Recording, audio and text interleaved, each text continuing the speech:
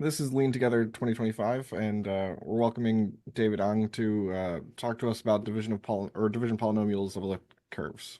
Thanks. Take Thank it you. away. Right. So today I'd like to talk about some joint work with Junyan that is, I guess, partially lean inspired in the sense that I'm not going to talk about what came out of the lean formalization rather than the actual formalization itself. So what we learned and what we found out was right or wrong in the literature. So it's going to be slightly technical, but I'm going to try to um make it I'm gonna try to give it out piece by piece, right? So we're gonna talk about elliptic curves, and um right. So if you don't know about this, an elliptic curve is an object in algebraic geometry, which is essentially defined as a smooth projective curve of genus one equipped with a point, right? So it's used a lot in number theory. It's used a lot in arithmetic geometry, and it has uses in modern cryptography. Right. So the thing is, we have elliptic curves in MATLAB, but they're defined slightly differently due to technical reasons, due to the lack of um, scheme theoretic algebraic geometry in a way that we can't really express a notion. Well, I guess we kind of have a notion of a curve, but to do anything, we need some technical machinery that we do not have. So in MATLAB, we define elliptic curves as literally just a tuple of five elements.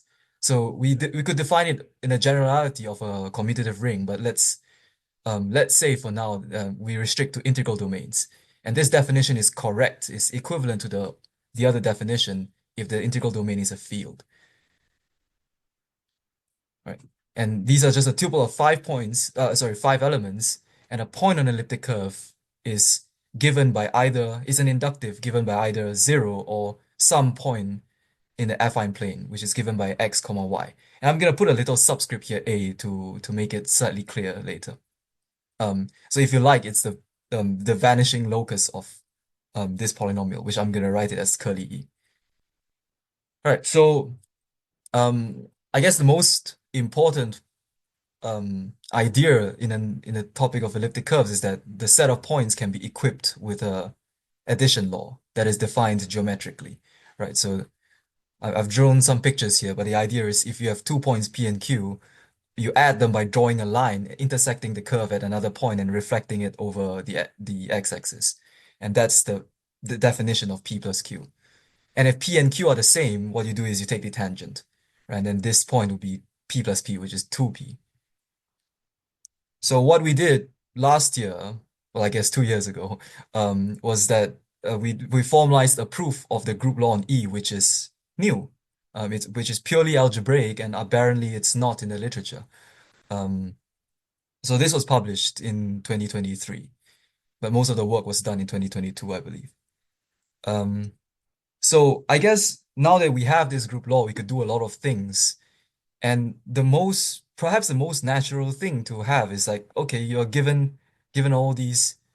Okay, I mean, I should say that all these geometric constructions are defined algebraically as rational functions because a line is just a polynomial and a curve is just a polynomial, and you can take intersections and you can just solve equations. So all of them are defined as rational functions explicitly. So the question is there a this is the question, this is the most natural question I had, right? So you have a definition of P plus Q, you have a definition of two times P. Do you have an inductive definition? Do you have an explicit formula for n times P in terms of P? Okay, um so there is an answer to this, right? So this is given in The Arithmetic of Elliptic Curves by Joseph Silverman. But it's given as an exercise. So it's exercise 3.7D of that book, second edition. And the exercise asks you to prove that for any affine point x comma y, n times x comma y is given by this thing. So I haven't defined what these things are, but I'm just gonna say that Silverman gave definitions of phi n, omega n, and psi n. Um, right, yeah. So why do we care about these things? I'm just gonna give a brief motivation. The idea is that I was working through this this result called the Mordell-Weil theorem. I'm trying to prove this Mordell-Weil theorem, and somewhere in there you need the fact that you need this fact essentially. You need a formula for multiplication by n. In fact, you need the fact that the kernel of this multiplication by n is finite, right? So, but um more generally, what you want is I mean, you want to compute the structure of the p-adic Tate module, right? This is a very natural p-adic Galois representation associated to an elliptic curve, and in fact, it's one of the two-dimensional p-adic Galois representations out there. And if you have this formula, you can give a explicit proof of the structure of this Tate module, which is either ZP squared or in the generic case or these degenerate cases. Right, so this is used in, for instance, Kevin Buzzard's like formalization of Fermat's last theorem. Right, but like there are a couple of proofs of this formula, and why am I using why do I use this like phi n and psi n and omega n's, right? So the reason is because these things are called division polynomials, and they also feature in other things. For instance, the Schroef-Elkies-Atkin algorithm, which counts points of elliptic curves over finite fields. So these actually have uses outside of just computing the structure of the Tate module. Okay, so that's the motivation, right? And I'm gonna give a very short example of like what this is in the case of n equals to 2, right? So when n is equal to 2, that is a formula. And then I can tell you exactly well, I can't tell you I'm going to tell you exactly in a bit, but I'm going to say that psi 2, phi 2, and omega 2 are given by these polynomials, right? So these are all polynomials in two variables. And I have drawn a bunch of symbols because I don't think they're it's not too important what they are exactly, but I'm going to define them later. Right, so this is just some circle and this is some triangle. Okay, so like from what I've written here, I say that if x comma y is a generic affine point, right? So what's the issue here? What does generic mean? I haven't really said what it is. The idea is that this formula works if psi 2 of x comma y is non-zero. Right? Otherwise, what does it mean, right? What do you mean? What does it mean by division by zero? So the thing is that if x comma y is a two-torsion affine point, then what that means is that 2 times x comma y is 0, which means x comma y is minus of x comma y. And the definition of minus x comma y is precisely x comma minus y minus a1x minus a3. And that's equivalent to saying that psi 2 of x comma y is 0. Right? So in other words, generic means not two torsion. So this is a more general thing, right? If you have n torsion, then psi n will be 0. And that's a problem, right? So in fact, that this formula is not actually literally true.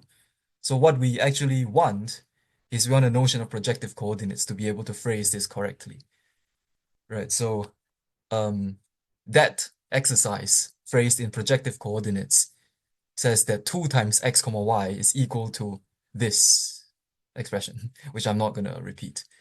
So for projective coordinates, I'm gonna put a little p here to signify that it's projective, right? And in MATLib, we have implemented we have projectivizations, we have projective space, but in the side of elliptic curves in the library, I defined a very explicit notion of projective two space, and in particular, like projective points on a curve. So what we do is we just say that it's a class of x comma y, it's a class of triples satisfying this equation. And then in this context, the point at infinity, instead of being O, is just 0, 1, 0.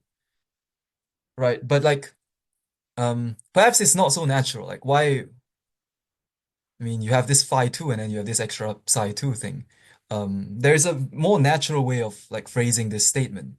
And what you do is instead of using unweighted pure projective coordinates, you do a weight of 2, 3, and 1. And we call these Jacobian coordinates. So in Jacobian coordinates, which is just projective coordinates with weights 2, 3, 1, the multiplication by 2 formula is just phi 2 omega 2 m psi 2. And so we have an entire file dedicated to Jacobian coordinates, which is essentially a copy of the projective coordinates file, but with the weights. Um, I don't know whether there is a very nice way of unifying these two things because a lot of the formulas are just like literally different, even though they have the same name. And I want to make a suggestion to the community, which is somewhere in the issue of so it is part of the issue in the Lean 4 repository, is that this little J thing. I want this to be a thing in Unicode. I don't think we can do this in Lean yet. We can do subscript A and we can do subscript P, but we can't do subscript J for reasons. Um, yeah, and then this is the reason why I need it. Um, okay, anyways. So multiplication by n, if you take what I've just said using Jacobian coordinates and rephrase exercise 3.7d, what you get is precisely this thing.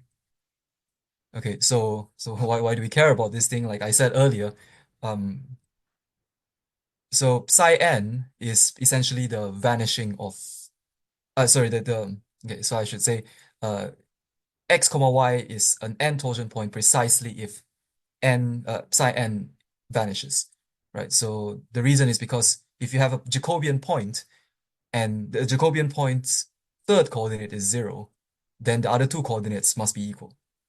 So if you scale them appropriately, then they're both 1. In other words, that's the point at infinity. In other words, that's 0 in the group law on an elliptic curve. So the kernel can be expressed as either 0 or the set of affine points that vanish on this psi n. In other words, you can compute the kernel of this multiplication by n just by looking at the roots of psi n, which is a very algebraic thing to do. Okay, so I want to make a very bold claim. This is my conjecture. I conjecture that this exercise has been around in Silverman for like almost 20 years, in fact, almost 30 years. And I believe that no one has ever done this, at least not purely inductively. So what I mean by this is that Silverman does, this is chapter 3 of Silverman's book, and Silverman talks about like elliptic curves over complex numbers in a later chapter. And usually, any textbook trying to answer this question, answer this exercise, they resort to the theory of Weierstrass P functions and complex analysis. I'm saying that, no one has ever done this without resorting to that.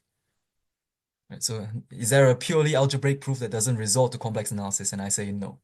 Right? So I have multiple reasons to say this, to make this bold claim, but I'm gonna skip through that and say that prior to Xu Junyan's work, this has not been done before.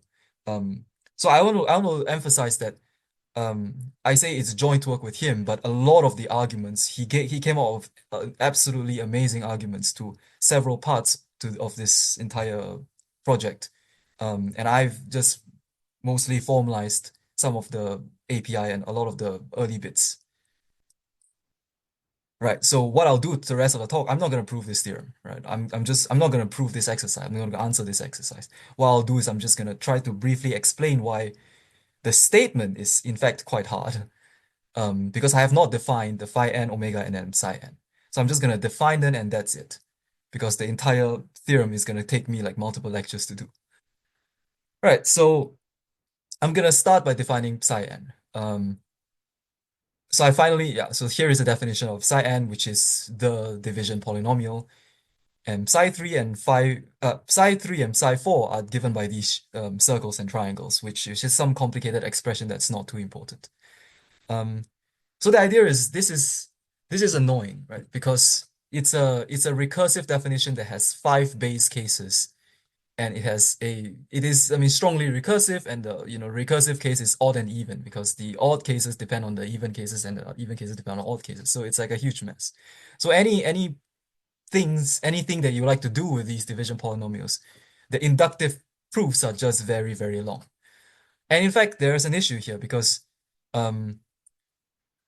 you like to divide. I mean, this is not obviously a polynomial. This is just a rational expression, right? The even case is just a rational expression.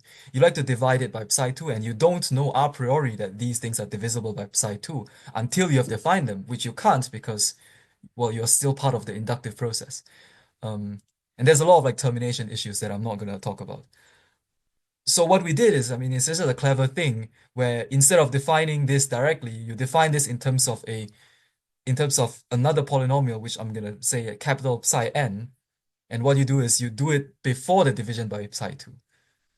You define it as psi n, but before the division by psi 2. So that's the definition of psi n. Okay, so um, I mean, this is not too important what it is, but essentially it's very similar to the small psi, except that the even cases are differ by the psi n by psi 2. And in this case, you don't have any division involved. Um, right. So there's a bunch of these shapes, these squares. I'm gonna briefly say what these squares are. Right. So these squares are not too hard to what is this expression? Right. So the idea is that in the coordinate ring of E, which means if you just look at um if you look at all the expressions, but you're dealing with modulus this you're dealing modulo the equation of the curve, um psi 2 squared is just 2y plus a1x plus a3 squared. And if you regroup the terms, you get that, which is the left-hand side of the equation of the curve. So you can replace it with the right-hand side of the equation of the curve. And what you get is exactly square. Okay, so that's where square comes from. But the point is that if you have this square, right, I mean, this thing is defined, this is a univariate polynomial, whereas this is a bivariate polynomial. This univariate polynomial, um, sorry, psi n squared, if it's odd, then it's already a univariate polynomial because of what I've said here. But if when it's even, there's a factor of psi 2, and psi 2 is univariate up to the equation of the curve. So both psi n squared and, well, for these two things, they're either both odd or both even. And if they're both even, they cancel out. So they're both congruent to polynomials in Rx. Right, so that's how we defined, I mean, essentially that's how we defined phi n and capital phi n. Right, so phi n is given by that, and well, because this thing and this thing are both univariate, it's equivalent to some univariate polynomial, which I'm going to write capital phi n.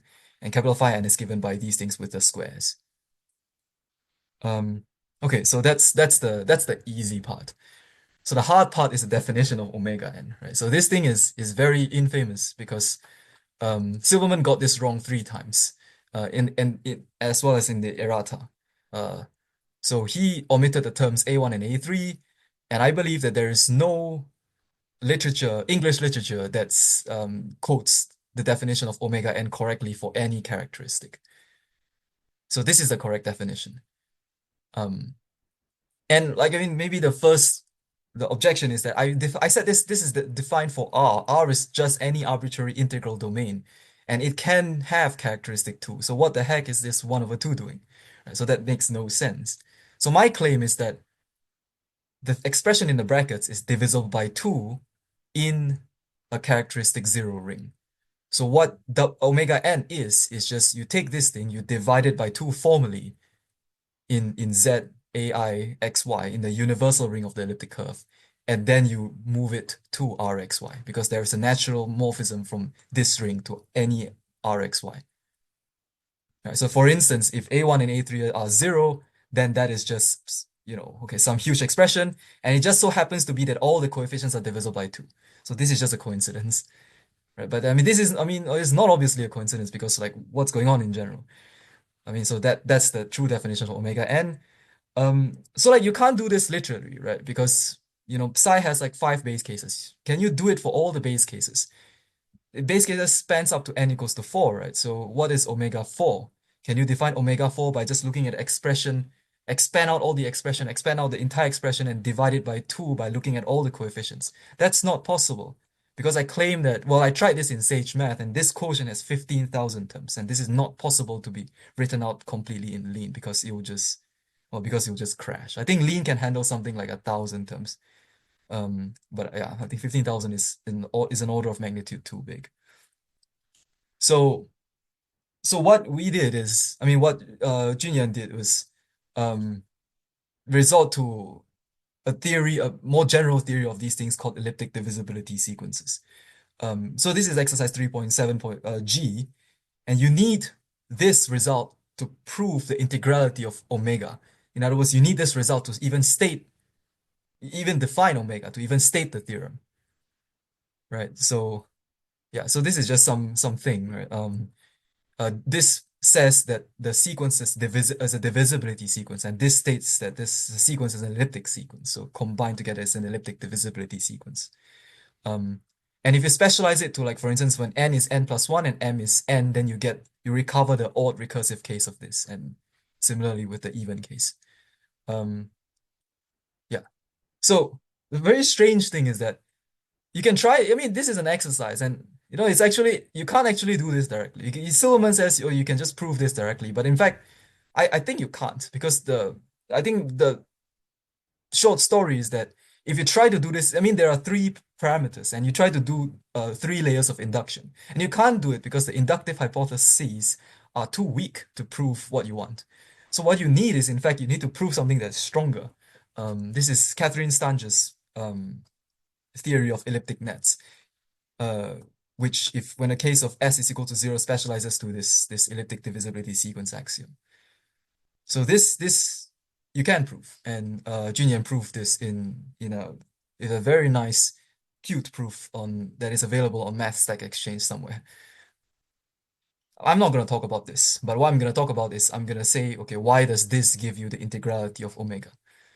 Right. So if you let m be equals to 2 and you let r be equals to 1 in this formula, what you get is a recurrence that is commonly seen in Somos sequences, right? So yeah, I mean, essentially that's the formula. And right, so I claim that if any sequence satisfying such a recurrence has an invariant, and this invariant I'm going to denote as in, right? So this is just some magical thing, right? I mean, so why is this true, right? So I'm gonna just state it in words.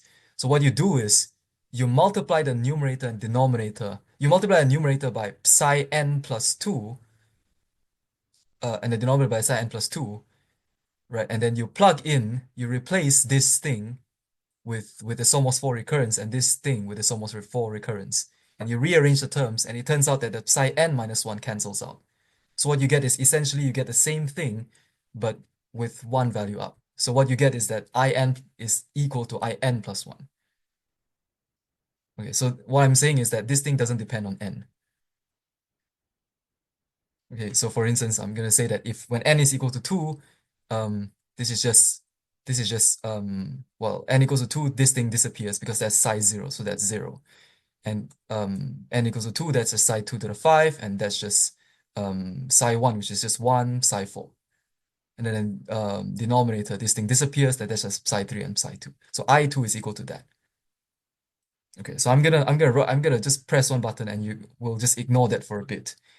And what I'm saying is that being an invariant of n means that in is equals to I2. In other words, that is equal to I2. Right, so before I do this, I'm gonna say that you can do an explicit computation using linear combination, and you can show that this value of I2, in fact, is a polynomial. This is a priori just a quotient, right? But this is in fact a polynomial.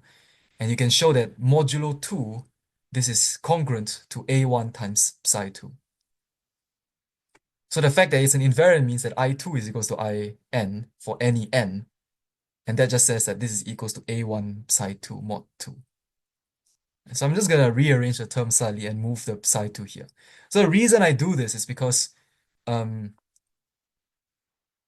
this is not so friendly to when you try to divide by when you try to divide by a division polynomial by some division polynomial that depends on n, it's not very friendly to do this. But if you have this psi 2 on the bottom, you can replace this little psi with capital psi, and that you can handle division.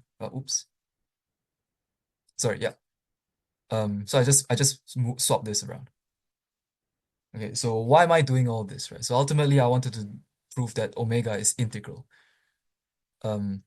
Right. So if you look at this expression, just these two divided by psi 2, that's very reminiscent of the definition of the even recursive definition of psi. In particular, psi 2n over psi n is by definition equal to that thing. Okay, so I mean, if you don't remember what that is, it's fine. That is literally the definition that I copied from a few slides ago. Right, and then that is essentially very similar to what I had in the previous slide, except up to this extra term, except up to psi 2 squared times psi n cubed divided by psi 2, which is as psi 2 times psi n cubed. And then, so it's essentially this thing, and what's left is this thing. Because I'm working mod 2, so the signs don't really matter. Right, and that thing is congruent to this thing, right? So I just put it here. Right, so recall that psi 2 is just 2y plus a1x plus a3. So that's 2y plus a1x plus a3. And if you rearrange the terms a bit, what you get is this expression. And this middle term is precisely phi n. Right, so again, we wanted to prove that this thing is divisible by 2. So that, well, that's just divisible by 2, so that's just 0. Plus a1 phi n psi n plus a3 is 0. So that's essentially how you prove that omega is integral, right? But I mean, you prove that omega is integral, but you haven't actually defined omega in MathLib. So what you do, what he did was that he traced through all the congruences, all this congruence and the previous congruences, and you extract out precisely what makes it divisible by 2. And what you get is this very annoying thing, which is currently in Lean but not in MathLib. So it's in a branch somewhere. So you might complain that this is a nice definition, but then this thing is not this is not a polynomial, right? But I claim that it is. I'm writing it this way to just make it slightly clearer, but the point is that n plus 1, n, and n minus 1, at least one of them must be divisible by 3, and at least one of them must be divisible by 2. So at least one of them must be okay. So there must be, because it's a divisibility sequence, this just says that, if the numerator has indices divisible by 2, then it can be divided by psi 2. And same with psi 3. So this thing is in fact a polynomial, and same with this. Okay, so I'm just gonna end what I'm gonna say with a bunch of other things that has already been done with division polynomials. All right, so I just defined this psi n squared is essentially just psi n squared, except that when in the case is even, you just add an extra square. So what I want is I want psi n squared, but a univariate version of it. Right. So we have two exercises that's already done. Right.